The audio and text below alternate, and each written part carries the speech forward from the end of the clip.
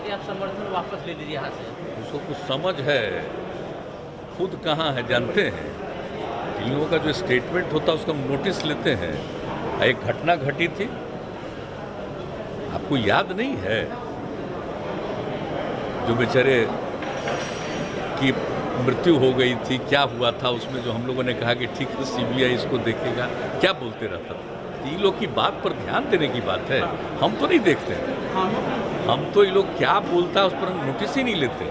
लेकिन आप बता रहे हैं कुछ बोल रहा है तो हमने नहीं ध्यान दिया किस चीज़ के बारे में बोल रहा है।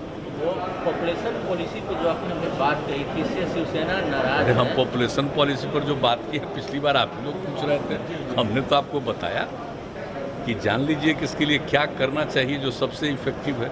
कौन राज्य क्या करेगा उस पर हमको कुछ नहीं कहा, तो बोल दिए थे ना कि कौन क्या करना चाहते करें। लेकिन मेरी समझ से जो सबसे बड़ी चीज़ है वो हम पिछली बार बता दिए थे कि जब तक आप महिलाओं को पढ़ाइएगा तो उससे बहुत ज़्यादा होगा।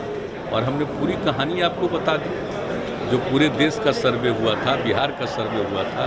पति पत्नी में पत्नी मैट्रिक पास है तो जो प्रजनन दर 2 है, और अगर पति पत्नी में वो +2 तक की पढ़ाई की हुई है 12वीं कक्षा तक, तो पूरे देश में प्रजनन दर 1.7, और यहाँ तक कि बिहार में ऐसा होने पर और बेहतर 1.6। इसी को लेकर के यूरेका की भावना आई और तत्काल हमने हर पंचायत में +2 तक का स्कूल बनाने का निर्णय ले लिया।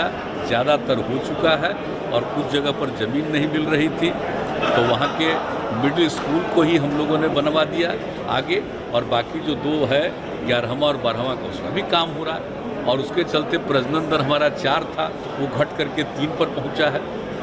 तो जो अगर पति पत्नी में अगर पत्नी शिक्षित होगी तो निश्चित रूप से प्रजनन दर घटेगा, ये हमारी फीलिंग हम बता रहे हैं। बाकी किसको क्या है, मतलब लड़कियों के पढ़ने पर चिंता है तो जिसको अगर चिंता है तो वो जाने, किसको छोड़ करके कहाँ गया है, कहाँ से छोड़ के फिर कहाँ आने वाला है, ये वो ना जानेगा जी।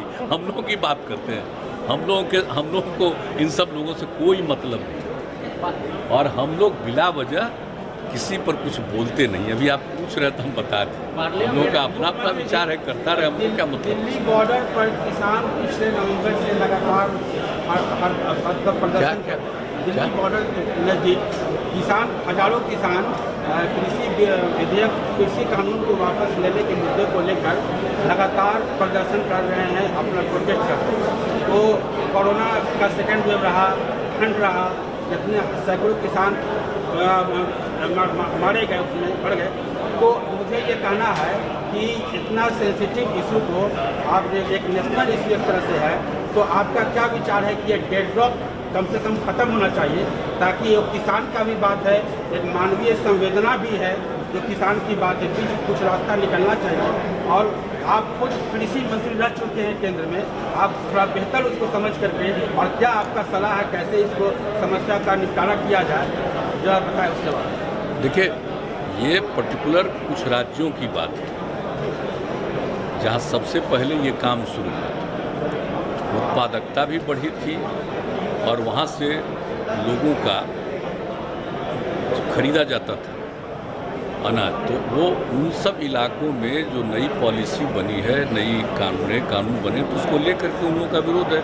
आपस में बातचीत भी कई बार हुई है, लेकिन इसमें तो इन लोगों के साथ बातचीत करके उन लोगों को भी कन्विंस किया जाना चाहिए। बात तो हो ही रही है, लेकिन कोरोना के दौर में इस प्रकार से निरंतर करना ये कोई ठीक बात नहीं। किसी को भी अधिकार है अपनी बात को रखने का, और केंद्र सरकार ने तो कई बार बातचीत की है, तो अभी फिर बातचीत कर लें। लेकिन ये समस्या पर्टिकुलर कुछ इलाकों की आप जानते ही हैं, तो हम लोग तो पहले से बोलते रहे, तो वहाँ के इलाकों की जो बात है, वहाँ के बारे में तो केंद्र सरकार की नीति है, वो किसी के खिलाफ नहीं है, लेकिन लोगों के मन में कई तरह की भावना है, तो उनके साथ फिर बातचीत करके इसका समाधान होना चाहिए, यही है। लेकिन हम लोगों का जहाँ तक सवाल है, हम लोगों का यहाँ पर तो आप जानते ही हैं कि यहाँ पर कितना ज़्यादा हम लोग सारा काम कर रहे हैं, और यहाँ पर कितना ज़्यादा प्रोक्योरमेंट हो रहा है। और आप जान रहे थे बिहार में कि अब इस बार से गेहूं का भी प्रोक्योरमेंट हम लोगों ने शुरू करवाया बेहतर ढंग से, आगे और करेंगे। तो यहाँ तो बात ही दूसरी है, लेकिन पर्टिकुलर उन जगहों पर जहाँ सबसे पहले प्रोक्योरमेंट शुरू हुआ था, वहाँ के लोगों की जो प्रणाली थी, जो काम करने का वहाँ का तरीका था, तो वहाँ के लोगों के साथ बातचीत करके उस इलाके के लिए क्या होना चाहिए, इस पर विचार करके ही फाइनल एक दूसरे से बातचीत। लेकिन हम तो सबसे अनुरोध करेंगे कि भाई कोरोना के दौर में इस तरह से पूरे तौर पर इतनी बड़ी संख्या में इकट्ठा हो करके, ये देख लीजिए दुनिया भर में समस्या है, और इस तरह की ये चीज़ आ गई है कि एक राउंड नहीं, दूसरा राउंड, अब तीसरे राउंड का खतरा, तो इस पर गौर करना चाहिए, सोचना चाहिए पार्लियामेंट में। लेकिन बातचीत तो होना चाहिए। देखिए, रूलिंग पार्टी है, अपोजिशन पार्टी है, तो अपोजिशन पार्टी को तो जिस चीज़ में कुछ करने की इच्छा होती है वही ना करेगा, वो तो एक अलग चीज़ है। उसमें तो कोई अपोजिशन में है, उनको अपनी मर्जी क्या करना है वो अपना करें। और वो संघर्ष करने वाले किसान नेता है, कई बार पटना बिहार यहाँ के किसान से बात की, लेकिन उनका जो मंशा था कि बिहार में भी कोई किसान कुछ करे, ऐसा हो नहीं पाया। ये तो हम कितनी बार बता चुके हैं, बिहार में तो ये सब समस्या ही नहीं है। बिहार में तो किसानों में उत्पादकता बढ़ी है, और हम लोग उसका प्रोक्योरमेंट भी शुरू, अधिग्रहण भी शुरू किए हैं, तो कितना ज़्यादा सब काम हो रहा है बिहार में। तो यहाँ के किसानों पर तो इन सब चीज़ों का कोई मतलब नहीं है। और आप जान लीजिए कि बिहार में तो हम लोगों ने शुरू से ही ना काम किया, शुरू से ही काम किया कि सब लोगों को आज़ाद कर दिया कि साहब कोई भी अपना जहाँ चाहे वहाँ बेचे करे, और यहाँ पर तो हम लोगों ने प्रोक्योरमेंट शुरू किया। तो आप सब अच्छी तरह से जान रहे हैं कि किस तरह से यहाँ पर हम लोग कितना तेज़ी से प्रोक्योरमेंट करवाते हैं और लोगों को इसका लाभ मिलता है, और हर चीज़ पर नज़र रखी जाती है। फोन टेपिंग से मामला जुड़ा है। इजराइल की एक कंपनी ने फोन टेपिंग किया, जिसमें कई मंत्री, जज, पत्रकार शामिल है। पार्लियामेंट में काफ़ी आज हंगामा हो रहा है इसको लेकर। वो सब तो समझ लीजिए, और हम तो शुरू से कह रहे हैं आपको, ये जो आ गया है ना नई टेक्नोलॉजी, ये तो आफत करेगी, इस पर गौर करना चाहिए। ये जो कोरोना आया है, ये कोरोना का इस रूप से क्यों हो रहा है, एक के बाद दूसरा, दूसरा के बाद तीसरा की संभावना। तो ये सब जो चीज़ें हैं ना, ये निश्चित रूप से आप देख लीजिए कि जब ऐसा ऐसा टेक्नोलॉजी आ गया है, तो चलिए उसका लाभ भी लोगों को मिलता है, लेकिन इस टेक्नोलॉजी का दुरुपयोग भी लोग करते हैं। ये तो दोनों तरह की बात होती है। तो जानते ही हैं कि किसी चीज़ का उपयोग करना, किसी चीज़ का दुरुपयोग करना, सोशल मीडिया का कितना इम्पैक्ट बढ़ गया है। लेकिन उस सोशल मीडिया पर कोई अगर अच्छी बात भी करता है, तो बहुत लोग निगेटिव बात करते रहते हैं, एंटी सोशल काम करते रहते हैं। तो क्या कीजिएगा, तो टेक्नोलॉजी जब आई है तब से तो ये सब और शुरू हो गया। वो फोन टैपिंग का और फोन के जासूसी का जो टाइमिंग है, वो बड़ा इम्पोर्टेंट है। वर्ष 2017 से लेकर के वर्ष 2019, मतलब लोकसभा चुनाव के पहले, तो आपको ये लगता है कि पत्रकारों का फोन टैप हो रहा है, पॉलिटिशियन का फोन टैप हो रहा है, मंत्री का फोन टैप हो रहा है, विरोधी दल के नेता का फोन टैप हो रहा है, ये सब तो बड़ी गंदी बात, सुप्रीम कोर्ट के जज का फोन, ये तो बहुत फालतू चीज़ है। किसी को इस तरह से डिस्टर्ब करना अच्छी बात नहीं, मेरे हिसाब से तो बिल्कुल बेकार बात है।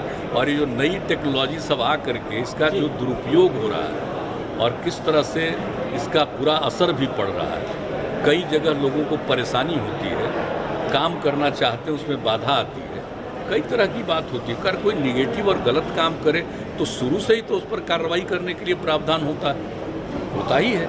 लेकिन अब जो आ गया है तो इसमें होता है, कई लोगों को किसी तरह से तंग करना, परेशान करना, ये सब भी चलता ही रहता है। आप सब लोगों को ज़्यादा मालूम है। हम तो तेल के दाम कम नहीं हो रहे, लगातार बढ़ रहे हैं। आपने पहले भी चिंता जाहिर की है इसको लेकर, अब तो 100 पार हो गया है। हाँ, वो सब तो ऐसा ये है कि कई बार बिहार सरकार की ओर से आपके समय में टैक्स कम किया गया है, लोगों को मामूली राहत ही सही, मामूली राहत देने के लिए। तो क्या अभी जो 100 के पार तेल का दाम हो गया है, तो आप अपने स्तर से या केंद्र सरकार से भी अनुरोध या अन्य राज्य सरकार से भी अनुरोध करेंगे कि एक सामूहिक प्रयास हो केंद्र सरकार की ओर से और राज्य सरकार की ओर से कि टैक्स में थोड़ा कमी करके जो भी संभव हो पब्लिक को इस महंगाई से राहत दिलाई जाए तेल के दाम। अभी हम लोगों ने उस पर कभी गौर नहीं किया। मैंने ईमानदारी से आपको बता देते हैं कि रेट तो बढ़ रहा है, लेकिन कभी इस पर गौर नहीं किया। लेकिन आप जो सुझाव दे रहे हैं, तो इस पर तो परामर्श किया जा सकता है, बातचीत किया जा सकता है। आपस में पहले हम लोग बात करेंगे, अपने यहाँ बिहार में आपस में पहले बातचीत करेंगे, इसके बाद इसका क्या रास्ता है, किस तरह से लोगों को राहत मिल सकती है, उस पर गौर करेंगे। अभी तक नहीं देखे, ये अखबार में छपता है, रोज़ देखते हैं कि इसकी कीमत बढ़ रही है, ये तो देखते हैं, लेकिन ये हम आपको ईमानदारी से बोल रहे हैं कि इस पर कभी क्या करना चाहिए, इस पर अभी हम लोग नहीं सोचे। लेकिन आप पूछ रहे हैं तो हम लोग आपस में थोड़ा बातचीत करेंगे, देखेंगे क्या किया जा सकता है। और एक सवाल ये कि नेशनल रजिस्टर ऑफ सिटीजन ये एक मुद्दा है, लेकिन उसका अभी रिपरकशन ये है कि जो लगभग 19 लाख लोग इस NRC से बाहर हो गए आसाम में, उनके साथ समस्या है कि उनका बायोमेट्रिक्स फ्रीज कर दिया गया है, उनका जो है सो आधार कार्ड नहीं मिल रहा है, तो उनको बैंक में अकाउंट फ्रीज है। और ऐसे कितने लोग हैं, जैसे पूर्व राष्ट्रपति फखरुद्दीन अली अहमद के परिवार, या ऐसे लोग जो आसाम गवर्नमेंट में नौकरी किए या जो आसाम को रिप्रेजेंट किए, वो सारे लोग ऐसे बहुत जेन्युइन लोग, उनको जो मोटे तौर पर वो जेन्युइन है, वो उनका भी नाम हट गया है और एक गंभीर समस्या है। और कई स्टेट के चीफ मिनिस्टर जैसे ममता बनर्जी कह चुकी हैं कि हमारे यहाँ NRC लागू नहीं हुआ। तो क्या बिहार के संदर्भ में आपका क्या सोच है कि ये आगे एक समस्या होगा? आप कुछ इसको स्पष्ट कर दें। बिहार के बारे में तब पूरी अच्छी तरह जान रहे हैं। जी। बिहार में तो सब कोई समस्या ही नहीं है, हम लोग से कोई सुने, ये आप खूब ठीक से जानते हैं, आज से नहीं प्रारंभ से ही तो यहाँ जानते हैं। लागू नहीं होना।